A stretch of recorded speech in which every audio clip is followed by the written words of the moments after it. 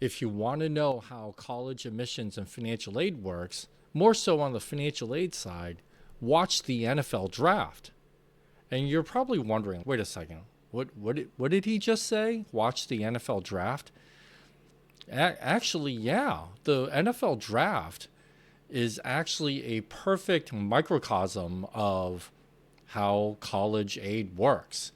And so now, granted, not every college does this, not every college kind of follows these guidelines, but the vast majority do to some degree.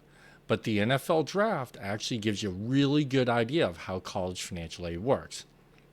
So first things first, what is the NFL draft? So for those of you who don't follow, the professional football teams take turns picking players out of college, right? Based on who they think is the best. And there's 7 rounds in all. And then there's something called like undrafted free agents, and teams can sign other players who weren't drafted, et cetera, et cetera. But the part that you need to know, the part that's really important, is that the first players picked, or those in the first round, tend to get the biggest contracts, right? They're the best players, or they're perceived to be the best players by some or all of the teams.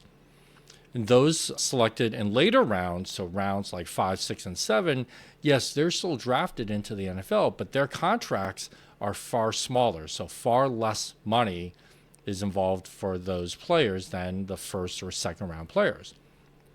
But in addition to picking what the teams perceive to be the best players are, they also pick based on what the teams need based on positions, right? So, for example, if a team needs a quarterback, they would tend to take a quarterback a lot earlier in the draft, first round, second round, than later in the draft. But if you already have a lot of quarterbacks, or you have a really good quarterback on your team, then you might not take one early, but you might take one later just to build some depth in case your starter gets hurt or whatever the case may be. But again, draft position dictates how much money that player is going to get in the beginning. Now, what does this have to do with college and college aid? Well, actually, a lot. So colleges don't necessarily take turns in picking students, right? Like students apply to wherever they want to go, or wherever they think they can get in. But how much aid that goes to a student often is based on how much the college wants the student, not necessarily how much the student wants the college. And so a lot of people think, but my financial aid form says this, and our income's that, and we have this much bank account. Yeah, those matter, but not as much as most people think at the vast majority of schools. So what happens is colleges are always looking for different types of students. So it could be that they're starting a new major, so they're looking for like kids to go into a particular major. The college may be expanding it, or it may be brand new. Or they're looking to draw students from a particular geography, or they need more of a certain gender, more boys or more girls, or all of those things combined together. And so to that way, colleges sort of draft students, right? They try to recruit students that would fit based on whatever the need that the college has. Oh, I need more of this major, and for this major, I need more boys, and it would be awesome if I pulled them from this particular part of the country. Okay. But the more a student helps the college meet the college's goals, the more aid a student would get.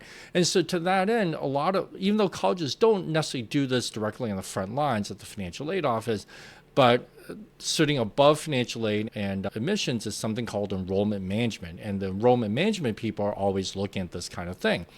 So really what they're doing is they're essentially looking at students. Are these students a first round draft pick or a 7th round draft pick? And the earlier that your student would be in the draft, like a first round, second round, the more money they would get. So some examples of this would be some colleges, for example, would be willing to give a little bit higher merit aid if the student meets some of these things that the college is trying to accomplish. Or one school in particular, on their financial aid need met, normally they target around 70%, but for a student that they really like, they would go to 90% need met. And for a student that they would accept but don't meet some of these priorities, they would go down to 50% need met. Another school that I'm aware of that uses the formula that accounts for the equity value of your primary residence, well, they can either take unlimited amount of equity, or they can cap it at two times income, or they can not count it at all, depending on how much they like the student. And so there's variations like this all over the place at different colleges, depending on how much they like your student.